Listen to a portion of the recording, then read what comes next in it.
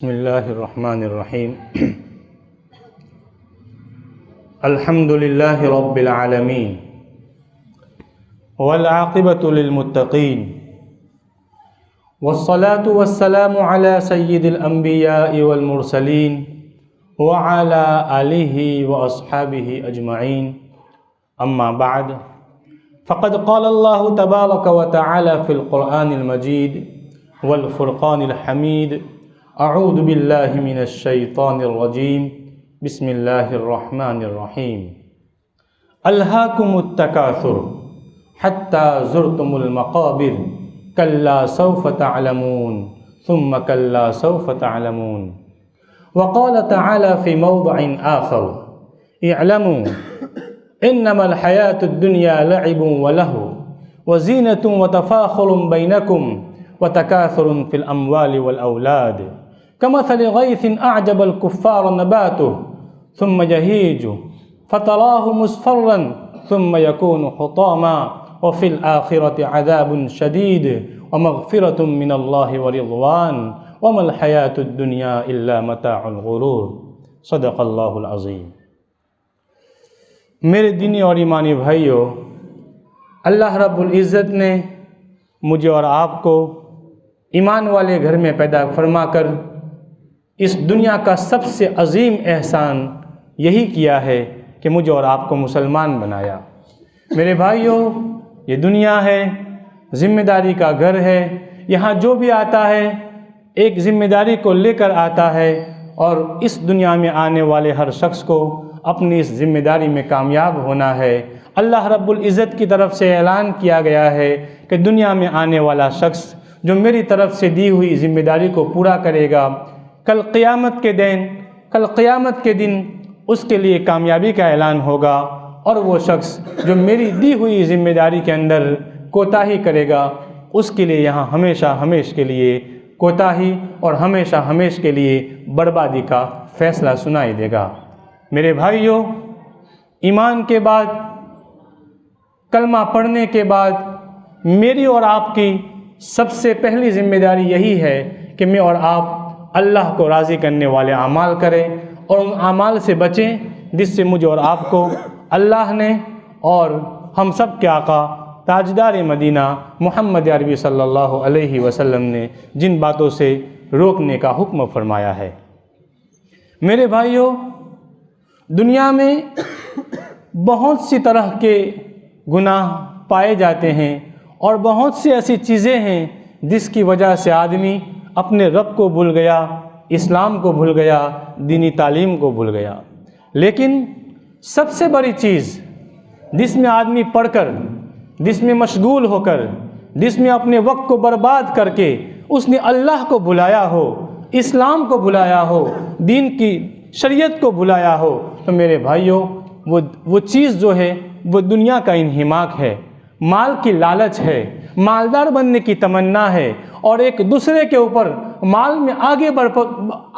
بڑھ کر ایک دوسرے پر فخر کرنا ہے، اولاد کے اندر، مال کے اندر آگے بڑھ کر اپنے معاشرے کے اندر، اپنے خاندان میں، اپنے برادری میں، اپنے سماج میں اپنا نام اونچا کرنے کی تمنا رکھتا ہے، جس کی وجہ سے میرے بھائیوں وہ اپنے رب ہی کو بھول گیا، اپنے خالق کو فراموش کر گیا۔ اسے یہی نہیں معلوم ہوا کہ اس دنیا کے اندر میرے آنے کا کوئی مقصد تھا، مجھے ایک مقصد کے لیے میرے رب، میرے خالق اور مالک نے اس دنیا کے اندر بھیجا تھا۔ میرے بھائیوں، آج کا انسان وہی بھول گیا جس کی وجہ سے وہ اللہ سے دور ہو گیا، محمد سے دور ہو گیا، وہ اسلامی تعلیمات سے دور ہو گیا، شریعت کو اس نے فراموش کر دیا، اور اسے یہی نہیں معلوم رہا کہ آخر ایک دن آئے گا، میری موت ہوگی، میں قبر کے گڑھے کے اندر اتار دیا جاؤں گا، اور میں تنہا رہوں گا، نہ میرا مال ہوگا، نہ میری جائیداد ہوگی، نہ میری اولاد ہوگی، بس میں تنہا اس قبر کے گھڑے کے اندر اتار دیا جاؤں گا، اور پھر وہاں میرے اچھے اور برے اعمال ہوں گے۔ اسی کو بھول گیا میرے بھائیوں۔ آج اس سماج کے اندر، معاشرے کے اندر، اور خصوصاً ہم مسلمانوں کے اندر جس کو آخرت کی بہت زیادہ توجہ دینے کی ضرورت تھی، اسی کو بھول گیا ہے۔ جہاں تک دوسرے مذاہب کا تعلق ہے میرے بھائیوں، جہاں تک دوسرے مذاہب کا تعلق ہے، وہاں آخرت کا تصور نہ کے درجے میں ہے، لیکن جہاں تک ہمارا تعلق ہے، اسلام کا تعلق ہے، ہمارے نزدیک دنیا کے مقابلے میں آخرت 99% ہوگی میرے بھائیوں۔ آپ کلام مقدس کو اٹھائیے، آپ احادیث نبویہ کو اٹھائیے، آپ اسلامی تعلیمات کو اٹھائیے، آپ کو یہی بات ملیں گی کہ اے بندو، آپ اللہ کی طرف سے پیدا کیے گئے ہو، یہ زندگی آپ کو ملی ہے، ایک وقت آئے گا آپ کی زندگی ختم ہو جائے گی، اور اس کے بعد ایک بہت لمبی زندگی ہے جس کا کوئی اینڈ نہیں ہے، جس کا کوئی کنارہ نہیں ہے، اور اس زندگی میں کامیاب ہونے کے لیے آپ کو یہ مختصر سی زندگی دی جا رہی ہے، اصل زندگی آپ کے آخرت کی ہے۔ میرے بھائیوں، کلام مقدس میں اگر بہت کچھ دیکھا جاوے تو 33% ایسا حصہ ہے کہ جس میں یہ کہا گیا ہے کہ قبر ہے، برزخ ہے، آخرت ہے، قیامت ہے، جنت ہے، جہنم ہے، آپ کا رب آپ سے حساب لینے والا ہے، اچھوں کے لیے اچھوں کا فیصلہ ہونے والا ہے، بروں کے لیے ہمیشہ کی جہنم کا فیصلہ ہونے والا ہے۔ میرے بھائیوں، بار بار اللہ رب العزت نے بار بار کلام مقدس میں اور اللہ کے رسول صلی اللہ علیہ وسلم نے اپنی زندگی کے اندر لوگوں کو یہی تعلیم دی ہے کہ زندگی ختم ہو جائے گی اور ایک دن موت آنے والی ہے، اور اس موت کے بعد آپ کی اصل کہانی شروع ہونے والی ہے۔ اس کہانی کے اگر آپ ہیرو بن گئے تو آپ کی زندگی سنور جائے گی، اور اگر اس کہانی کے اندر آپ ولن کا رول ادا کرنے والے بن گئے اور آپ کی زندگی گناہوں والی، نافرمانی والی اس دنیا کے اندر گزری تو پھر آپ کے لیے ہمیشہ کے لیے بربادی لکھ دی جائے گی۔ لیکن میرے بھائیوں، اللہ رب العزت نے مجھے اور آپ کو سمجھانے کے لیے فہمائش کے طور پر ہمارے جو راستے غلط ہم نے چنے ہوئے ہیں اس سے مجھے اور آپ کو بچانے کے لیے بہت سی مرتبہ کلام مقدس کے ذریعے اللہ کے رسول صلی اللہ علیہ وسلم نے اپنے افعال کے ذریعے، اپنے اقوال کے ذریعے اور اپنے کردار کے ذریعے بتلایا ہے کہ صحیح راستہ یہ ہے، غلط راستہ یہ ہے۔ بہت ممکن ہے کہ آپ کو اس راستے کے اندر بظاہر ایسا معلوم ہو کہ آپ کو کامیابی نظر نہیں آتی ہے، لیکن اگر آخر میں دیکھیں گے، نتیجہ دیکھیں گے، اینڈ دیکھیں گے تو اسی میں آپ کو کامیابی ملے گی۔ میرے بھائیوں، اللہ رب العزت نے اسی مال کے لالچ والوں کو، اولاد کی لالچ والوں کو اور تکبر کرنے والوں کو، ایک دوسرے پر فخر کرنے والوں کا نقشہ کھینچتے ہوئے فرمایا ہے الہاکم التکاثر، کہ مال کی لالچ نے، ایک دوسرے پر مال میں بڑھ جانے کی لالچ نے اور اولاد میں ایک دوسرے پر بڑھ جا کر ایک دوسرے پر تکبر کرنے والی اس آپ کی صفت نے آپ کو ہلاک کر دیا ہے، آپ کو گمراہ کر دیا ہے۔ اور یہ گمراہی وقتی نہیں ہے، 1 سال کی نہیں ہے، 1 مہینے کی نہیں ہے، 10 مہینوں کی نہیں ہے، بلکہ یہ گمراہی کا یہ عالم ہے، آپ کی ہلاکت کا یہ عالم ہے کہ حتی زرتم المقابر، کہ تم قبروں تک آ گئے، تمہاری زندگی کا اکثر حصہ گزر چکا، آپ 60 سال کے ہو گئے، 65 سال کے ہو گئے، آپ کی زندگی کے 70 سال گزر گئے ہیں، لیکن پھر بھی آپ کے دل میں ابھی یہی تمنا ہے کہ میری یہ دکان ہے، دکان اور بڑھ جائے، میری یہ فیکٹری ہے، فیکٹری اور بڑھ جائے، میری اولاد ہے، اولاد کا مقام اور بڑھ جائے، سماج کے اندر، معاشرے کے اندر، یہاں ہماری برادری کے اندر ہمارا ہی مقام ہو، ہمارے اوپر کوئی نہ ہو، سب ہمارا کام، ہماری بات کو ماننے والا ہو۔ میرے بھائیوں، اور یہ نوبت کہاں تک آ گئی؟ حتی زرتم المقابر، کہ تم نے اپنے پاؤں قبروں میں لٹکا دیے ہیں، لیکن تمہاری زندگی کا یہ عالم ہے کہ تم اللہ کو یاد نہیں کرتے، محمد کو یاد نہیں کرتے، اسلام کو یاد نہیں کرتے، شریعت کو بلا بیٹھے ہو، اور آپ اللہ کو بالکل فراموش کر بیٹھے ہو۔ آپ کو یہ پتہ ہی نہیں ہے کہ 1-2 سال کے بعد آپ کی زندگی کی ڈوری ٹوٹنے والی ہے اور آپ قبر کے حوالے ہونے والے ہیں، اور اس 70 سال کا میرا اور آپ کا خالق آپ سے حساب مانگنے والا ہے۔ میرے بھائیوں، 70 سال کا آدمی یہ سوچ بھی نہیں رہا ہے، اگر غفلت کا یہ عالم ہے، میرے بھائیوں انجام کیا ہوگا آپ خود اس کا اندازہ لگا لیجئے۔ 15 سال سے لے کر 70 سال کی زندگی کے اندر اللہ کو فراموش کرتے رہے، حلال کے ذریعے بھی، حرام کے ذریعے بھی، لوگوں کے حقوق کو مار کر بھی، لوگوں کی عزتوں کو چھین کر بھی، لوگوں کی عزتوں کو اچھال کر بھی، لوگوں کو پائمال کر کے، لوگوں کو برباد کر کے، اور لوگوں کی لاشوں کے اوپر اپنے پاؤں رکھ کر آپ نے عزتیں کمائی ہے۔ میرے بھائیوں، اور آپ کا یہ عالم ہے کہ آپ زندگی کے 70 سال گزار چکے ہو۔ میرے بھائیوں، حتی زرتم المقابر، آپ قبروں تک پہنچ گئے ہو، اب ان عزتوں کو لے کر کہاں جاؤ گے؟ اس لیے کہ یہ عزتیں، یہ مال، یہ اولاد سب کچھ ختم ہونے والا ہے آپ سے، تو آپ تو قبر میں جانے والے ہو۔ میرے بھائیوں، اللہ کے رسول صلی اللہ علیہ وسلم کی یہ حدیث ہے، ایک راوی فرماتے ہیں کہ اللہ کے رسول صلی اللہ علیہ وسلم ایک مرتبہ مسجد میں تشریف فرما تھے۔ حضرت مطرف رضی اللہ تعالیٰ عنہ فرماتے ہیں کہ میرے ابو نے ایک مرتبہ کہا کہ میں اللہ کے رسول صلی اللہ علیہ وسلم کی خدمت میں حاضر ہوا تو اللہ کے رسول صلی اللہ علیہ وسلم الہاکم التکاثر کی تلاوت فرما رہے تھے۔ الہاکم التکاثر کی تلاوت فرمانے کے بعد اللہ کے رسول صلی اللہ علیہ وسلم نے فرمایا، آدمی کیسا ہے؟ ابن آدم کا کیا حال ہے؟ آدم کا یہ بچہ، آدم کی یہ اولاد، آدم کا یہ بندہ، آدم کا یہ بیٹا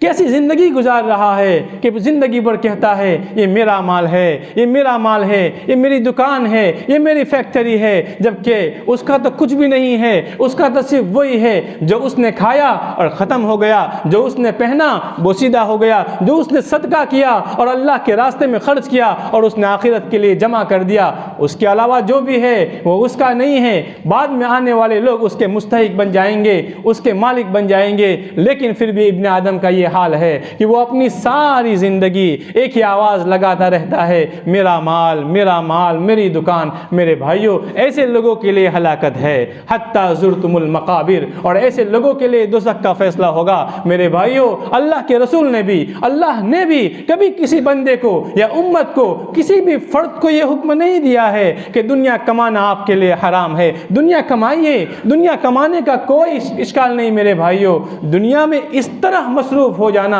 اس قدر گر جانا، اللہ ہی بھول جاؤ، اس قدر مصروف ہو جاؤ، مشغول اس طرح ہو جاؤ کہ آپ اللہ ہی کو بھول جاؤ، اسلام ہی کو بھول جاؤ، محمد کی تعلیمات ہی کو فراموش کر دو۔ اس طرح کی دنیا کمانے والوں کو میرے بھائیوں اللہ نے بھی منع کیا ہے، محمد نے بھی منع کیا ہے۔ اس دنیا کے اندر جو بھی اللہ کے بندے اسلام کو پھیلاتے ہیں وہ بھی اسی دنیا کو منع کرتے ہیں، وہ اسی دنیا کو منع کرتے ہیں کہ وہ دنیا جس دنیا کو کمانے کے اندر آپ اللہ کو بھول جاؤ، اسلام کی تعلیمات کو چھوڑ دو، آپ کے پاس نماز کا ٹائم نہ ہو، آپ مال کی محبت میں اتنے مصروف ہو جاؤ، زکوٰۃ دینے کے لیے آپ کے پاس ہمت نہ ہو، میرے بھائیوں حج کرنے کے لیے آپ کے پاس ٹائم اور وقت نہ ہو، ایسی دنیا کمانے کو اللہ منع کرتے ہیں، نبی منع کرتے ہیں، اور اس دنیا کے سارے علماء کرام اسی دنیا کمانے کو منع کرتے ہیں۔ ورنہ وہ دنیا جس دنیا کے اندر اللہ راضی ہو اور جس اللہ نے کلام مقدس میں ایسے دنیا کمانے والوں کو یہ حکم دیا ہو کہ میرے بندو، میں نے آپ کو جو مال دیا ہے اس مال کو آپ ضرورت مندوں پر خرچ کیجئے، بیواؤں کو دیجئے، یتیموں کو دیجئے، دین کے راستے میں خرچ کیجئے، پانی کی پڑپ بنا دیجئے، نہر کا انتظام کیجئے، مسجد تعمیر کیجئے۔ میرے بھائیوں، اگر آپ دنیا کماتے ہیں اور اس دنیا کمانے کے اندر سے اللہ نے آپ کو جو دیا ہے اس میں سے آپ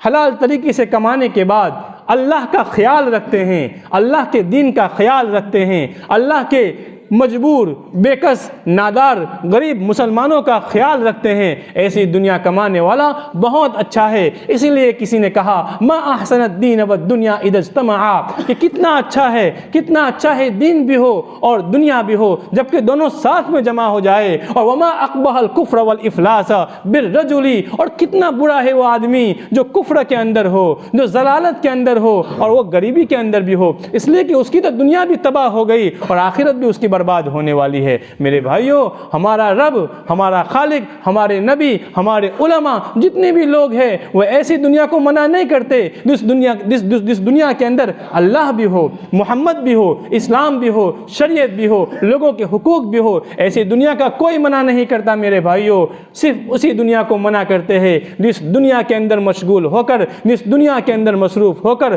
منہمک ہو کر آپ اللہ کو بھول جاؤ، حتی زرتم المقابر، اور آپ کی ہلاکت یہاں تک پہنچ جائے کہ تم قبر کے گھروں میں اتر جاؤ اور آپ کے لیے بچنے کی کوئی چانس نہ ہو۔ میرے بھائیوں، اللہ فرماتے ایسا نہیں ہونا چاہیے تھا، کلام مقدس میں اللہ فرماتے ایسا نہیں ہونا چاہیے تھا، ہاں ہرگز ایسا نہیں ہونا چاہیے تھا۔ کاش کہ تم کو یقین ہو جاتا اور کاش تم ایسا نہ کرتے، اس لیے کہ بعد میں تو تم جہنم کو دیکھ لو گے، دوزخ کا معائنہ کر لو گے، قبر میں آپ پہنچ چکے ہو، اب قبر کے بعد آپ کے سارے احوال آخرت کے آپ کے سامنے کھل جائیں گے اور آپ کے لیے بچنے کا کوئی چانس نہیں ہوگا۔ اس لیے اللہ کہتے ہیں کاش کہ آپ کو اس سے پہلے یقین ہو جاتا اور آپ بچ جاتے، اللہ کو راضی کر لیتے، آپ اپنی اولاد کے اندر مصروف ہو کر، اپنی تجارت میں مصروف ہو کر اللہ کو فراموش نہ کرتے، دین کو فراموش نہ کرتے، محمد کی تعلیمات کو فراموش نہ کرتے۔ میرے بھائیوں، اللہ کتنے خوبصورت انداز میں، کتنے خوبصورت لجاجت کے ساتھ فرماتے ہیں کاش کہ آپ کو اس سے پہلے معلوم ہو جاتا کہ آپ نے جو راستہ چنا ہوا تھا، آپ نے جو وے اختیار کیا ہے، یہ وے آپ کو، یہ راستہ آپ کو، یہ طریق آپ کو اللہ تک نہیں پہنچانے والا ہے، یہ شیطان کا راستہ ہے، یہ کفاروں کا راستہ ہے، یہ اللہ سے بغاوت کرنے والوں کا راستہ ہے، جو پورا دن دنیا دنیا دنیا بکتے بکتے دنیا سے چلے جاتے ہیں اور جن کے وہاں آخرت کا کوئی تصور نہیں ہے۔ میرے بھائیوں، اللہ کے رسول صلی اللہ علیہ وسلم نے، غالباً ترمذی شریف کی روایت ہے، حضرت کعب بن مالک رضی اللہ تعالیٰ عنہ روایت کے راوی ہیں، وہ فرماتے ہیں کہ بھیڑیے ہو، پھاڑ کھانے والے جو بھیڑیے ہوتے ہیں، ان کو بکریوں کے ریوڑ میں بیچ دیا جاوے تو بکریوں کے ریوڑ میں بیچ دیے جانے والے جانور اور وہ بھیڑیے اتنی تباہی اور بربادی نہیں مچاتے ہیں جتنا کہ وہ انسان جس کے دل کے اندر مقام اور مرتبے کی لالچ ہو اور مال کمانے کی لالچ ہو، وہ اپنے ایمان کو، اپنے اسلام کو جتنا برباد کرتا ہے، اتنے وہ بھیڑیے بھی ان ریوڑوں کے اندر تباہی نہیں مچاتے۔ میرے بھائیو، آقا صلی اللہ علیہ وسلم اس حدیث سے یہی فرمانا چاہتے ہیں کہ دنیا کے اندر اس قدر مصروف نہ ہو جاؤ کہ آپ اللہ کو بھول جاؤ۔ اور میرا اور آپ کا تو یہ عالم ہے کہ ہم تو دنیا بھی ٹھیک سے نہیں کماتے ہیں اور آخرت کو برباد کیے ہوئے ہیں۔ ہم میں سے کتنے ایسے ہیں ان کی روزی کے لالے پڑے ہوئے ہیں، وہ ٹھیک سے 2 وقت کی روزی کا انتظام نہیں کر پا رہے ہیں، پھر بھی اس دربار میں آ کر اپنے اللہ کی اطاعت نہیں کرتے، اپنے گناہوں کی معافی نہیں مانگتے۔ میرے بھائیوں، اللہ کا شکر ادا کیجئے، وباؤں کا عالم ہے، وباؤں کا عالم ہے، امراض پھیلے ہوئے ہیں، لوگ معمولی بیماری کے اندر اپنی زندگی کو گنوا رہے ہیں۔ ایسے خطرناک وبا کے موسم کے اندر بھی میرا اور آپ کا رب مجھے اور آپ کو شفا یابی کے ساتھ زندہ رکھا ہوا ہے۔